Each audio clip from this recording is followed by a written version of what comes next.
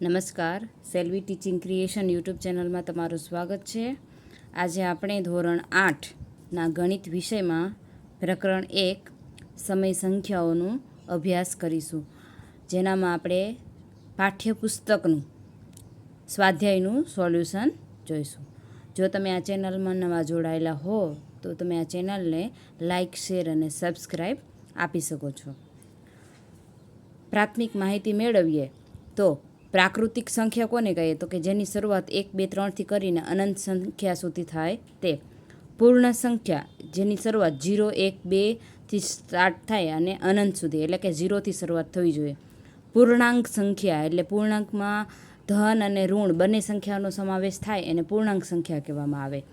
સમય સંખ્યા જેનો અંશ અને છેદ સ્વરૂપ એટલે કે p/q સ્વરૂપમાં લખીએ તેને સમય સંખ્યા કહેવામાં આવે છે. સમય સંખ્યાના ગુણધર્મ કોના આધારે પાડવામાં આવે તો એક પૂર્ણ સંખ્યાઓના આધારે, પૂર્ણાંક સંખ્યાઓના આધારે, સમય સંખ્યાના આધારે. જો સમય સંખ્યાઓમાં આપણે કઈ કઈ રીત કરતા હોઈએ છીએ તો કે સરવાળો, બાદબાકી, ગુણાકાર અને ભાગાકાર.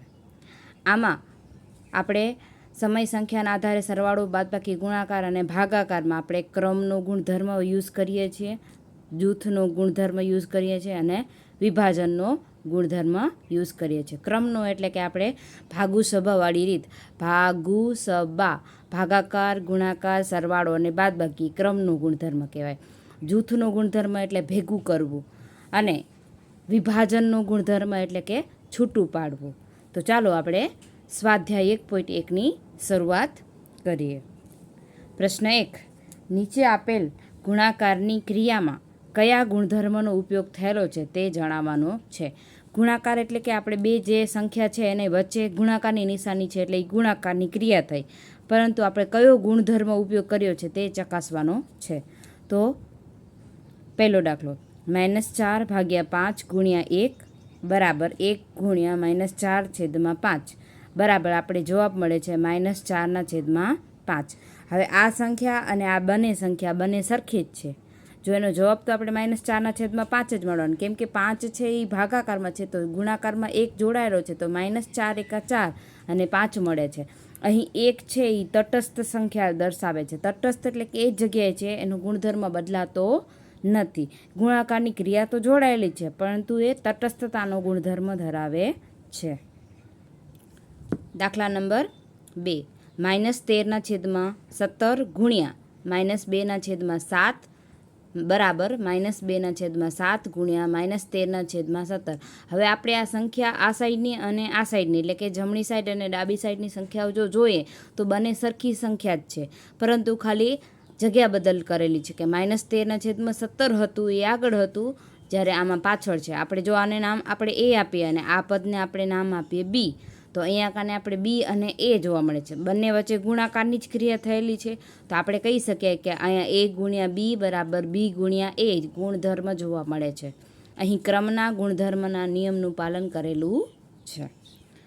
દાખલા નંબર 3. -19/29 × 29/19 બરાબર 1 થાય. ચોકડી ગુણાકાર તો છે જ, પરંતુ જો આપણે -19 ઉડી જાય અને 29 × 29 છે એ પણ સામસામે છે તો એ પણ ઉડી જાય તો વધે શું તો કે 1.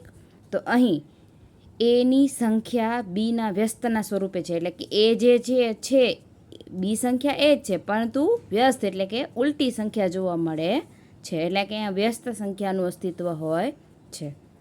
દાખલા નંબર 2 એટલે કે પ્રશ્ન નંબર 2. 1/3 × (6 ×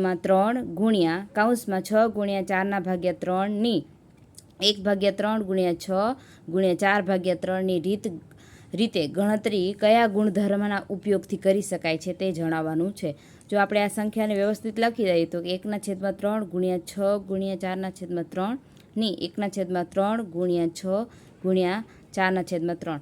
હવે આપણે સ્વરૂપ આપી દઈએ તો કે 1/3 ને આપણે એ આપીએ, 6 ને બી આપીએ, 4/3 ને સી આપીએ. તો સેમ અહીંયા એ જ સંખ્યા છે તો આપણે એને એ, બી અને સી આપી દઈએ. તો હવે કયો નિયમ વાપરેલો છે? જો આપણે નિયમ પ્રમાણે જાય તો એ છે એ કાઉન્સવાળાને ગુણાકાર કરે છે તો a × b × c બરાબર અહીંયા પણ a × b છે એ × c થી ગુણાકાર આપેલો છે. તો અહીંયા જૂથનો ગુણધર્મ જોવા મળે છે. એ જ રીતે પ્રશ્ન 3, બે સમય સંખ્યાઓનો ગુણાકાર હંમેશા શું મળે? કોઈ પણ બે સમય સંખ્યાઓનો ગુણાકાર આપણે કરશું તો એ સંખ્યા સમય જ મળશે. કોઈ p/q ગુણ્યા p/q આપેલું હશે તો જવાબ તમને હંમેશા ગુણાકારના સ્વરૂપે જ મળશે, એટલે કે p/q સ્વરૂપમાં જ મળશે. આપણે ઇમ્પોર્ટન્ટ એની નોટ્સ જોઈએ તો જ્યારે સમય સંખ્યાના સરવાળા અને ગુણાકારની ક્રિયા દરમિયાન ક્રમના ગુણધર્મ અને જૂથના ગુણધર્મનો જ ઉપયોગ થાય છે. સમય સંખ્યાનો જ્યારે સરવાળો અથવા કે ગુણાકાર આપણે જે પણ કરીએ છીએ ત્યારે બે ગુણધર્મ વપરાય છે, એક ક્રમનો અને એક જૂથનો. ગુણાકારનો તટસ્થ ઘટક, તટસ્થ એટલે કે જે બદલાતો નથી, એ 1 છે અને સરવાળાનો તટસ્થ ઘટક છે એ 0 છે. સમય સંખ્યાનો વિભાજનના ગુણધર્મ જોઈએ તો a(b+c) હોય તો a ગુણ્યા b અને a ગુણ્યા c એટલે ab વત્તા ac થાય, અને a(b-c) હોય તો ab-ac. આ એનો વિભાજનનો ગુણધર્મ પડે છે. સમય સંખ્યાઓ